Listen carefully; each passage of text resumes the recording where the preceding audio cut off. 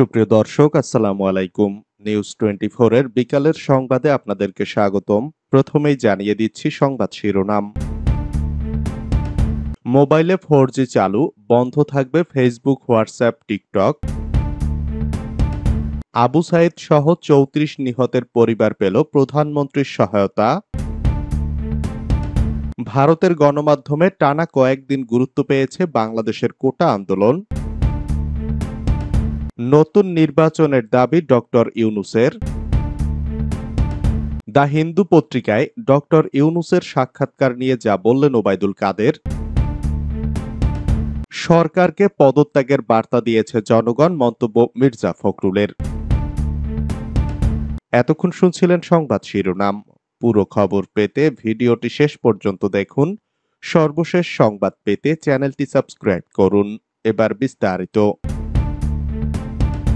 মোবাইলে 4G চালু, বন্ধ থাকবে ফেসবুক, হোয়াটসঅ্যাপ, টিকটক। টানা 10 দিন পর মোবাইলে ইন্টারনেট চালু হয়েছে, তবে দেশের সবচেয়ে বেশি ব্যবহৃত 4টি অ্যাপ মোবাইলে এখনই চালু হচ্ছে না। 4G সেবায় মেটার প্ল্যাটফর্ম ফেসবুক, হোয়াটসঅ্যাপ, বাইটড্যান্সের প্ল্যাটফর্ম টিকটক বন্ধ থাকবে। এছাড়া ব্রডব্যান্ড ইন্টারনেট সেবায় ইউটিউব দেখা গেলেও মোবাইল ইন্টারনেট সেবায় ইউটিউব দেখা যাবে না।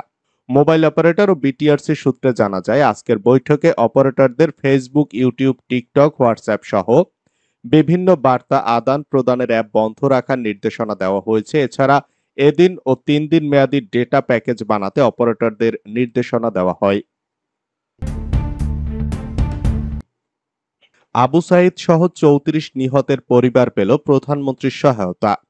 গণভবনে কোটা সংস্কার আন্দোলনকে কেন্দ্র করে সাম্প্রতিক সহিংসতায় নিহতদের পরিবারের সঙ্গে সাক্ষাৎ করেছেন প্রধানমন্ত্রী শেখ হাসিনা।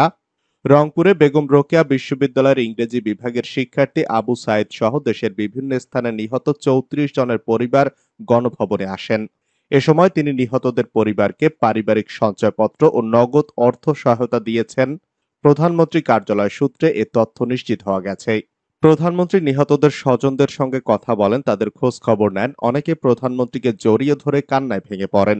এ সময় আবেগাপ্লুত প্রধানমন্ত্রী শেখ হাসিনাকে অশ্রু সজল হতে দেখা যায়। প্রধানমন্ত্রী তাদের সান্ত্বনা দেওয়ার চেষ্টা করেন। অশ্রু সজল প্রধানমন্ত্রী তাদের সান্ত্বনা দিয়ে বলেন, আমাকে দেখেন, আমি কত শোক নিয়ে বেঁচে আছি। এক রাতে বাবা, মা, ভাই সহ নিজের স্বজন হারানোর কথা উল্লেখ করে তিনি বলেন, আপনাদের সান্ত্বনা দেওয়ার ভাষা নেই, আপনাদের কষ্ট আমি বুঝি। এ সময় গণভবনে অন্যান্যদের মধ্যে উপস্থিত ছিলেন জাতীয় সংসদের স্পিকার ডক্টর শিরীন শারমিন চৌধুরী, স্বরাষ্ট্রমন্ত্রী আসাদুজ্জামান খান কামাল। ভারতের গণমাধ্যমে টানা কয়েকদিন গুরুত্ব পেয়েছে বাংলাদেশের কোটা আন্দোলন। ভারতীয় পত্রপত্রিকা ও গণমাধ্যমে শেষ কবে বাংলাদেশ এভাবে জায়গা দখল করেছিল জানা নেই। সামাজিক যোগাযোগ মাধ্যমগুলোই বা কবে এভাবে সরগরম হয়েছে সেটাও গবেষণার বিষয়। শরণাতীতকালের মধ্যে সম্ভবত এই প্রথম সর্বভারতীয় প্রচার মাধ্যমে টানা 10 দিন ধরে বাংলাদেশের কোটা আন্দোলনের খবর জলজল করছে। এভাবে খবরে থাকা যদিও বাংলাদেশের রাজনীতি, সমাজ ও অর্থনীতির পক্ষে মঙ্গলজনক নয়। অনাবশ্যক ধ্বংস, আত্মঘাতী সংঘর্ষ, পারস্পরিক সন্দেহ ও বিশ্বাসহীনতা নিয়ে খবর হওয়া কোনো দেশের কাম্য হতে পারে না, কাম্য নয় ভারতের কাছেও। তবুও বাংলাদেশের ঘটনাবলী সম্পর্কের স্পর্শকাতরতার বিচারে দীর্ঘতম সীমান্ত থাকা পরম বন্ধু ও প্রতিবেশী এই দেশের সাম্প্রতিকতম চ্যালেঞ্জের বিষয়ে ভারত অতি সতর্ক। তাই বাংলাদেশে যা ঘটে চলেছে তা সে দেশের অভ্যন্তরীণ বিষয় বলা ছাড়া ভারতের দিক থেকে অন্য মন্তব্য করা হয়নি। বাড়তি বক্তব্য, ভারতের আশা পরিস্থিতি দ্রুত স্বাভাবিক হবে। ভৌগোলিক নৈকট্যের কারণে পশ্চিমবঙ্গ, আসাম, মেঘালয় বা ত্রিপুরার গণমাধ্যমে বাংলাদেশের খবর যতটুকু দেখা যায় তার ছিটেফোঁটা গুরুত্ব পায় না সর্বভারতীয় গণমাধ্যমে। চীন ও পাকিস্তান নিয়ে সর্বভারতীয় গণমাধ্যমের আগ্রহ চিরকালীন।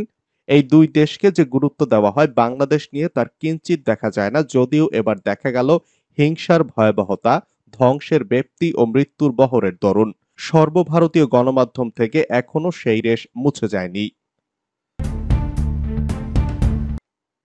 নতুন নির্বাচনের দাবি ডক্টর ইউনূসের।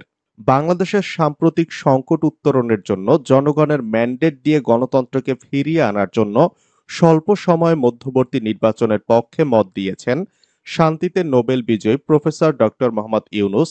তিনি বলেছেন, গণতন্ত্রে সব সমস্যার সমাধান দিতে পারে একটি প্রকৃত অবাধ ও সুষ্ঠু নির্বাচন। জনগণের নির্দেশনায় গণতন্ত্রের সমস্যার প্রতিকার সম্ভব, কারণ রাষ্ট্রের মালিক জনগণ। সরকারে থাকা কিছু মানুষের জন্য নয়। এছাড়া বাংলাদেশে হত্যাকাণ্ড বন্ধে তিনি বিদেশিদের প্রতি সহায়তার আহ্বান জানিয়েছেন। শুক্রবার ভারতের দ্য হিন্দু পত্রিকায় প্রকাশিত সাক্ষাৎকারে এসব কথা বলেছেন ডক্টর ইউনূস। বর্তমানে অলিম্পিক গেমসের স্পেশাল গেস্ট হিসেবে তিনি প্যারিসে অবস্থান করছেন। সেখানে সাক্ষাৎকারটি নেন সাংবাদিক সুহাসিনী হায়দার। দ্য হিন্দু পত্রিকায় ডক্টর ইউনূসের সাক্ষাৎকার নিয়ে যা বললেন ওবায়দুল কাদের। ভারতের দ্য হিন্দু পত্রিকায় দেওয়া সাক্ষাৎকার নিয়ে নোবেল বিজয়ী ডক্টর ইউনূসকে একহাত নিয়েছেন আওয়ামী লীগের সাধারণ সম্পাদক ওবায়দুল কাদের। তিনি বলেন, আজকে ইউনূস কত নির্লজ্জ। তিনি ভারতকে অনুরোধ করেছেন শেখ হাসিনাকে থামাতে। শেখ হাসিনা আক্রান্ত, আক্রমণকারী নয়। তাকে থামাবে কেন? আক্রমণকারীদের থামান, যাদের সঙ্গে আপনি আছেন। বিবৃতি দিয়ে দেশের অভ্যন্তরে হস্তক্ষেপের জন্য বিদেশিদের প্রতি আহ্বান জানান ডক্টর ইউনূস। তিনি সাক্ষাৎকারে নতুন নির্বাচন দাবি করেছেন। রবিবার তেজগাঁওয়ে ঢাকা জেলা আওয়ামী লীগের কার্যালয়ে দুস্থদের মাঝে খাদ্য সামগ্রী বিতরণ অনুষ্ঠানে এসব কথা বলেন তিনি। সাম্প্রতিক সহিংসতা নিয়ে বিদেশিদের দেওয়া বিবৃতি প্রসঙ্গে ওবায়দুল কাদের বলেন, বিদেশ থেকে অনেকেই বিবৃতি দিচ্ছেন, অনেক সংস্থা, অনেক বিশ্ববিদ্যালয়ের শিক্ষকও আছেন। কারা সমন্বয় করছেন আমরা জানি।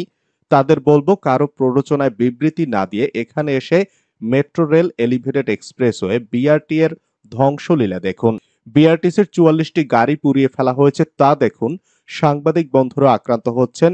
বিবৃতি যুদ্ধ চলছে দেশে বিদেশে, যেখানে 111 এর কুশীলব ডক্টর ইউনূসও যোগ দিয়েছেন।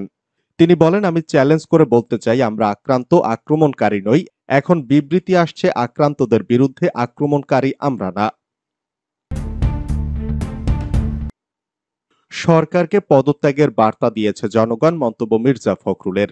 বিএনপি মহাসচিব মির্জা ফখরুল ইসলাম আলমগীর বলেছেন, সরকার জনরোষে পড়ার ভয়ে জোর করে ক্ষমতাকে আঁকড়ে ধরে রাখতে কারফিউ দিয়ে সকল যোগাযোগ বন্ধের ব্যবস্থা রেখেছে।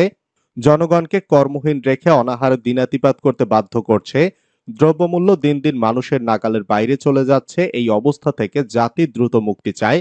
এর জন্য প্রয়োজন রাজনৈতিক সমাধান। শনিবার বিকেলে দলের সহদপ্তর সম্পাদক তাইফুল ইসলাম টিপু স্বাক্ষরিত এক বিবৃতিতে মির্জা ফখরুল কথা বলেন। মির্জা ফখরুল বলেন, জনগণ ১৭ বছর যাবৎ পৈশাচিক নির্যাতন, খুন, গুম, হত্যা, বিচার বহির্ভূত হত্যা এবং মৌলিক অধিকার থেকে বঞ্চিত হয়ে সরকারের উপর বিক্ষুব্ধ। তারা সুযোগ পেলেই নির্বাচন সহ বিভিন্ন সময় মাঠে নেমে সরকারের কর্মকাণ্ডের প্রতিবাদ জানিয়েছে। সরকারকে বার্তা দিয়েছে পদত্যাগের। আইন শৃঙ্খলা বাহিনী বলছে, হেলিকপ্টার থেকে গুলি করা হয়নি। তাহলে দেশবাসীর প্রশ্ন, জানালা ধরে দাঁড়িয়ে থাকা অবস্থায় শিশু সামির কিভাবে নিহত হলো? ছাত্রদের গুলি করে পঙ্গু করে দেওয়ার পর তাদের হাসপাতালে দেখতে যাওয়া ও মায়া কান্না এবং সাহায্যের কথা বলা জনগণকে প্রতারণার আরেকটি নজির। সরকারকে বলবো, সকল হত্যাকাণ্ডের দায় নিয়ে অবিলম্বে পদত্যাগ করে দেশ এবং দেশের মানুষকে অভিশাপ থেকে মুক্তি দিন।